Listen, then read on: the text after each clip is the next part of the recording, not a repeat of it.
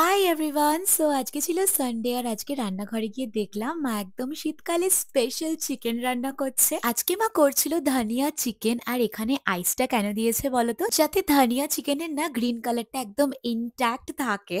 তো দেখে তো ভীষণই ডিলিশিয়াস লাগছিল। কিন্তু মা বলল চিকেনটা আজকে আমরা রাত্রিবেলায় খাবো তাই দুপুরবেলার জন্য হয়েছিল আলু ভাজা আর মাছ ভাজা। কিন্তু আমি মাকে বললাম যে আমি একটুখানি রাইস দিয়েও ট্রাই করতে চাই চিকেনটা। তাই আমি রাইস দিয়ে ট্রাই করলাম। দারুণ হয়েছিল ধানিয়া চিকেনটা।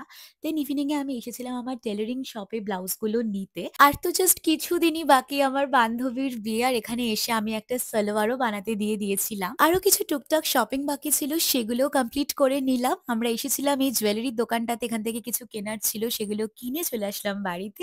আর বাবা এর মধ্যে কিনে এনেছিল রুটি। আজকে রাত্রিবেলায় আমরা রুটি দিয়ে ধানিয়া চিকেনটা ট্রাই করব। আর আমার না লঙ্কা লাগেই আমি যাই খাই না কেন। আর রুটি দিয়েও কিন্তু ভীষণ ভালো লাগছিল ধানিয়া চিকেনটা খেতে। তো ডিনার করে আমি চলে আসলাম একটু বিগ বস দেখতে। আজকে বিগ বসের ফাইনাল ছিল। এইভাবেই কাটালাম আজকের দিনটা। টাটা!